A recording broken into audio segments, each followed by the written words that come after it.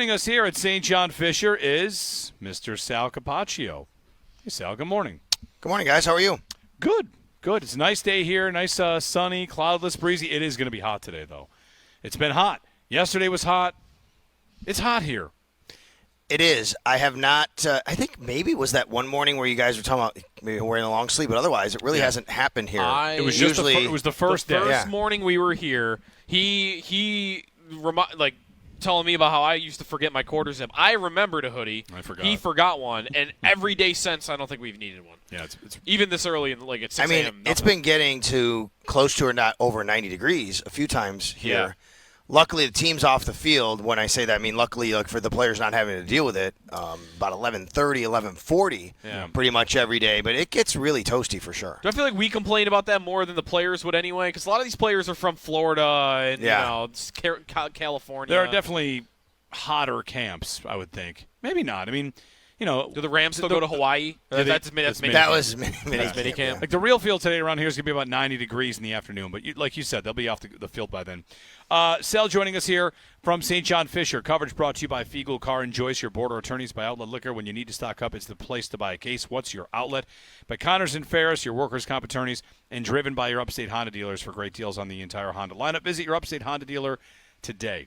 All right, before we get into some stuff about positional battles, injury news, we see the Bills kind of dipping into the depth receiver market because of injuries to Shavers and Laviska Shenault and even Elijah Moore and Curtis Samuel. Like, Sal, they're kind of trying to find anybody to fill spots just to practice, it seems. Yeah, and I think that's where you start, where you need bodies to practice. You can't have Khalil Shakir, Keon Coleman, and Joshua Palmer taking every rep.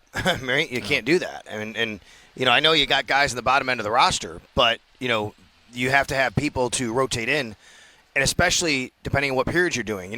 Every day is different. There's a practice plan. If you're running red zone, it's different than if you're running 2-minute offense. You got to stick with your practice plan. Well, who do we have? We got to bring guys in and out. You can't have the same guys running every play and every rep. And then the more you put on the other guys, if you say, well, we're just down a few guys, well, that's more risk for them to get hurt as well, and you don't want that. So it's a bit of a balance with everybody when it comes to that. And then on top of that, if there's guys out there that you want to get a look at just in case for down the road, I always say, yes, this is maybe different at wide receiver. They are a little bit banged up. But teams bring guys in all the time early in the season so that if something happens later in the season, they know they've seen them. They've talked to them. They've worked them out. So you could bring in a Justin Ross right now, which is the report they worked out Justin Ross. Maybe don't sign him, but maybe week 8 you're like, oh, man, we need a receiver. Oh, yeah, remember we just worked out Justin Ross 2 months ago. Let's check back in on him instead of saying we've never met the guy, right? I mean, it's a lot. That's a lot of the reason why you do those things. Do you feel like most of these receivers, especially Sal, sound like they might be more on we're holding them out to be conservative more than anything that sounds long term right now? I think so. Yeah, we can run through the list here, right? Let's run through the list of hamstring for Samuel. There we go.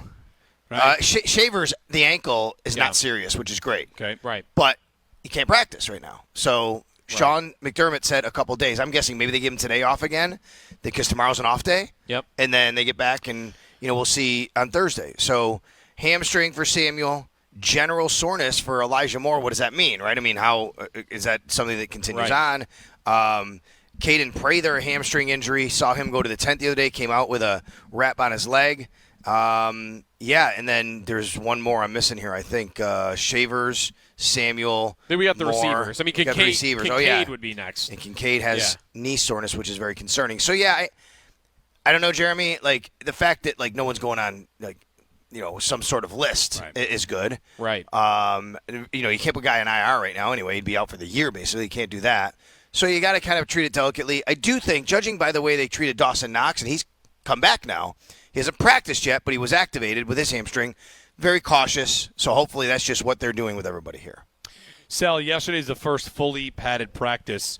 A lot of guys talking about how that the intensity comes up, and then one of the storylines from the last couple of days is that McDermott wants them to be nasty, that Alec Anderson was kicked out of a practice for a nasty, disrespectful hit. So the Bills are, we were talking about it earlier, they really have built a bully, and the offense plays such a physical style that the pads go on, and it's the offense that's excited about that opportunity to start smashing guys. And, crossing a line is something McDermott's, of course, gonna keep an eye on. Like, he wants them nasty, but he doesn't want them to be dirty. I like Sean's response when he was asked about all that, and he said, because, you can get this from coaches. When these things happen, these fights happen, he said, fights happen in practice. He said, I'm not going to sit here and say I'm for fights or against fights. Like that, you just don't do that. It's not like, oh, yeah, I want my guys to fight, or no, don't ever fight. It's, hey, these are going to happen. Are we doing it, like, once it happens, are you getting back in and getting it done, and you're done, and you didn't do anything completely wrong and over the line, but if something happens over the line, that's where he has an issue. That's what happened with Alec Anderson. I don't know, like, I didn't see the exact play from Alec Anderson, but what he said was, you have to have respect for another man's career. And if not, and you're crossing the line, that's what he's not going to tolerate. And that's why he sent Alec Anderson off the field that particular day. He said he's addressed it with Alec. Yeah. They've talked about it. I think we all know now that Alec Anderson is a guy that if you said, hey, someone might get kicked out of practice for doing something, maybe we'd get to Alec Anderson first. That doesn't have to be a bad thing. What it is something where he has to control his aggression a little bit sometimes. Sure. He has to understand what's acceptable, what's not acceptable right there. I wonder if, we kind of have to do this with everything. Is that a Hard Knocks story we're going to see? Oh, yeah, Are they going to address it with the team after? I mean, that's the kind of thing that, you're constantly wondering how this little balance happens. You don't want to call out a player publicly, but you want to make sure, like, if McDermott wants to stand on what he stands for, it's an opportunity to do that and say, like, if they want that in there, then yes, I addressed it with the team, and we're going to be physical, we're going to be this, we're not going to be dirty. Like, that's going to be part of his culture. Yeah, and when you said, like, the offensive players get excited, I'll give you a great example. They went to one-on-ones with O-line, D-line yesterday, right? Mm-hmm. Like, they've done this before, but now you have pads on. You're going hard. It's a edge rusher or a interior guy, and it's one-on-one, and whistle goes, and he's got to get to the quarterback. And the offense won their share of reps. Defense won a couple. I think the offense did a great job overall. But I heard someone on the offensive side yell, and I don't know who it was, after one of the offensive guys won the rep and the defensive defender couldn't get there. He yelled, "That's right, pads are on now. Pads are on now," meaning you can't just blow by us now, right? We got pads on. Now we can actually get in your face, and we can actually put hands on you. And they were getting after. They were getting nasty.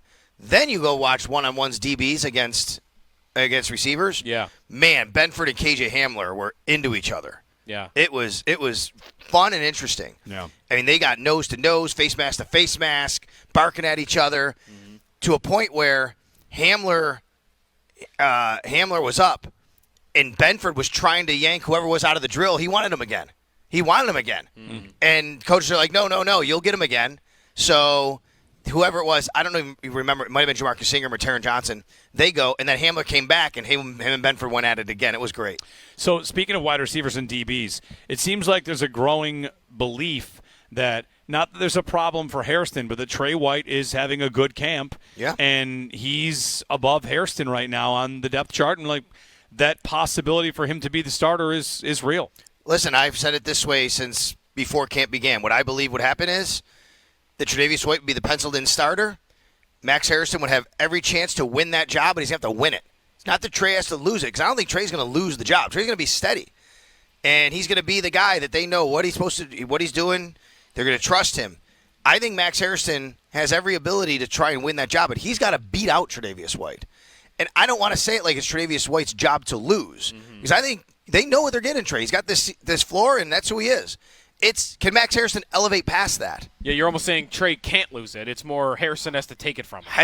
Right, so it's Hairston's – it almost is – you could say it's Hairston's job to win without saying he's in the lead right now. Does that make sense? Yeah, sure. And look, I think preseason's going to matter when they go out there and you have to see him perform. You have to see Tre'Davious White in regular game action still a little bit, right? And I know as a veteran starter, we're not going to see him a lot. You're going to see Hairston. That's where he's going to get his opportunity. Max Hairston's going to play in preseason, and we're going to see. But, hey, listen, this isn't a surprise to me that Tre'Davious White is the penciled-in starter, and he's playing pretty well. I think Tre'Davious White has looked as fresh and as good as you could expect him to look in this situation.